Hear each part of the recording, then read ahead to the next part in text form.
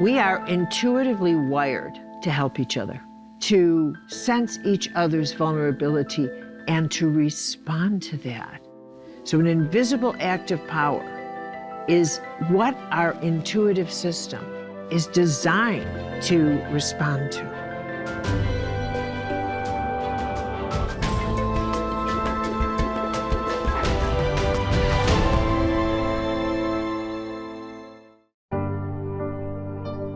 When I was growing up Roman Catholic, I learned to be spiritually bilingual, and by that I mean I spoke English and angels and miracles simultaneously, which wasn't unusual for Catholics my age, except in that generation, it was normal.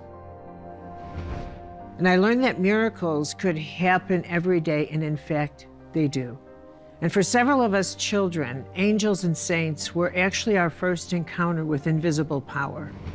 We prayed to them and they answered us. I mean, they really answered us. Not, like showing up at our door, but we expected them to answer us, and we grew up knowing we were never alone. There was so much comfort in that. I mean, the way angels and saints were presented to us were as these holy guardians of the world we lived in. It was as if they were these guardians of us for safekeeping. And I learned that faith is an active force, not a passive one. It was an invisible power like love. It's not simply a belief in goodness.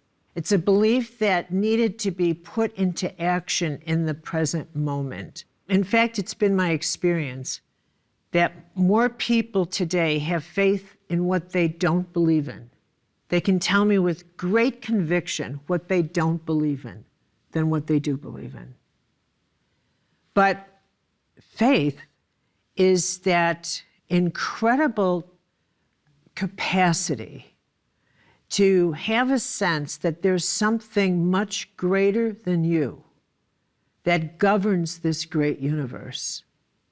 And all timeless faiths share this same expression of faith. When I was in India, someone said to me, "It's so nice of you to come visit here. We have so many gods and you just have one. So help yourself." When I was in Bali, I noticed that people had their altars of devotion at their homes that they honored every morning. Tibet has the prayer flags. It's a nation covered with God. God is everywhere. And the invisible world just isn't around us. It's within us. We are intuitively wired to sense each other. But in particular, we are wired to sense the fragility and the vulnerability of our fellow human beings, just as we're wired to sense intuitively our own energy field. Odd as it may seem, I believe that this acute inner sense of how we can sense each other's vulnerability also explains why we can be so cruel and uncaring. So I need to explain that because that could hit some people like a brick between the eyes. I noticed this a lot, but then one day it made sense to me. I have a particular devotion to homeless people. By that I mean that's my particular charity. So I pay attention to people who walk past homeless people in an uncaring way. How much is a quarter? How much is a dime? How much is a nickel? Do you know how difficult it is to sit on the ground and look up at another person and ask for money? Go ahead and try it. Put yourself on a sidewalk and look up at a human being walking past you and ask for a dime. You want to be humbled. That will do it. So what I realized this one day as I was sitting there watching and counting how many people walked by, and not just walked by, but avoided. And what I knew was, in order to avoid, they had to feel. They felt the pain in that person. They actually felt the vulnerability in that human being. So it was a choice. It was a choice. I knew it. And the hostility of saying, I bet that person has more money than me, or has a lot of money at home, and why don't they get a job, and rah, rah, rah, rah. And that kind of vulgar hostility toward these vulnerable people was a response not to those people, but to their intuitive capacity to sense the vulnerability in those people. That they had to numb themselves because their intuition, their intuitive wiring could sense the vulnerability. And they were feeling compelled to reach out. And they didn't want to open that faucet any bigger than it was already opened. They wanted to close it.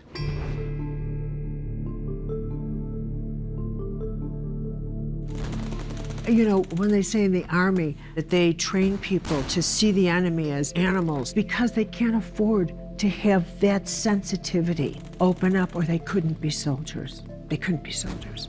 They can't see them as human beings. So they have to create in their way a way to turn down that humanity, because we are wired to see the humanity in each other. You know, the goal of consciousness is to open ourselves up to each other, not just to ourselves. You know, the myth of intuition is that people think it's like this divination tool. You know, you're going to see the future. You're going to, you know, save you from losing money and charting a course in life where you'll never make any mistakes. Are you nuts? Are you kidding me? No. Your intuitive skill is about you awakening to the senses of your soul. And this may come as a shock, but your soul is not about you. Your soul is the navigating force for you to chart your way through a universe much bigger than yourself. And one of the laws that you learn is that all life breathes together. And the goal of consciousness is to become conscious of your place in this universe and how you live with others and your capacity to sense others as much as yourself. So what is grace? Isn't that a great question? What is grace? You have no idea how many times people have said, you know, what is grace? Is it kind of like a magic substance, like magic sparkle stuff? Does it make things better? Does it like sweep in and solve my problems? Can I have a dose of grace? You know, no. Here's a great example of grace. Every one of you has been in a situation where you're in a heated argument with someone, big, huge. You want to win bad. And so you have that one remark up your sleeve that's like the bad ace up your sleeve. You could say this, and you know it's going to hurt that person so bad. It could be the deal breaker. You could bring up maybe a past thing they did. Remember when you cheated on me? Remember when you, or something really horrible, the thing that you know would crush the person. And then you hear that voice. And that voice says, are you sure you want to say that? I mean, are you sure you want to do that? Because if you do, you know what? It's bad. And I'm not sure you can piece this together. All of a sudden, that voice kicks in. And instead of you pulling that awful ace out of your sleeve, instead, you decide, oh, the hell with this, and you walk out. You just storm out of there, only to say to yourself later, thank God I did that. What made me walk out? You may not say to yourself, that was grace, because maybe that word's not part of your inner parlance. But it should be, and it's going to be after you watch this. Because spending time with me is what learning this is all about. Sacred power, and how powerful the sacred is. And that acts of grace happen all the time. One of the ways grace works is it saves us from our worst instincts. Our worst instincts. And another way it works is that it gives us opportunities to act on behalf of others, to be there, to be the tools of the invisible world in the visible, to be the hands of heaven on earth. Think about that, to be the hands of heaven on earth. When I was in school, the nuns used to say, you know, sometimes angels walk in disguise on the earth. And I think sometimes they would say that to us so that we would behave ourselves when they weren't around. But you know what? Angels walk the earth in disguise. They absolutely do. I have a lot of proof for things I cannot prove. That, in fact, the invisible world is visible in so many ways if you know how to see it, if you know how to look, if you know how to break the code. You have to be willing to surrender to divine guidance. There's a reason why all the religions of the world teach surrender. In the Alcoholics Anonymous program, surrender really was introduced, and in a big way. So it got a reputation of meaning, oh my God, I give up because everything has failed, everything around me. Look what I've done, I've blown everything. And so that's like one way to understand surrender. And it's very valid. It's very valid because sometimes you blow it because you just do. Our ordinary understanding of surrender is that we have bottomed out or failed in every possible way in our lives. And we avoid that moment of surrender because it is an admission that we've run out of options to help ourselves. But then there's mystical surrender. And this is what I want to address here, sacred surrender. So pay attention, because this is a big, huge jewel I'm giving you. Sacred surrender is when you get deep in your soul. Wait a minute, I have to pull myself together because this is big. All right, hold it. Sacred surrender is when you get how powerful you are. Not how unpowerful, but how powerful you are. What an incredibly powerful instrument you really are. That every thought you have is in fact a tool of creation. That every prayer you say is in fact heard.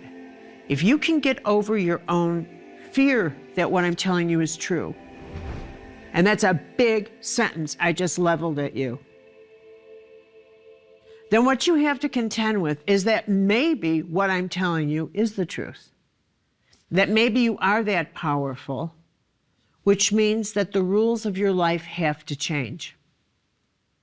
They have to change. And if you get that you really are a powerful instrument of the sacred, that means everybody else is too. Because it's not about you. It means every human being is the same way. And I have to tell you, I'm going to tell you something. That didn't strike me as good news when I realized it. Because let's face it, this is what spirituality is about. You have to up the bar and decide, I have to work at this. But then you have to realize, what does this mean for helping others? What does it mean for the guidance that I hear that I have to surrender to? What does it mean for that? It means that when you're told something and you're given a gut instruction, You don't pause and say, you know what, I'm afraid that doesn't make any sense to me. It doesn't make sense and I'm not going to do it, so there. It means this is how the mystical world works. And this is how heaven works. What you're told is never going to make sense to you. And that's the way heaven works. All mystical instruction is going to baffle you. It will, in fact, if I wrote a book on how heaven talks, it will begin with, it will never make sense to you, because it always relies upon you surrendering to, I have no idea how this is going to work, I'm just going to do it. Because if left to you, you would mess it up with your ego projection, your expectation, and your need to get the attention. Which is why when heaven is giving you instructions, you'll never know what step 2 is until you get to step 2 so that you don't mess it up.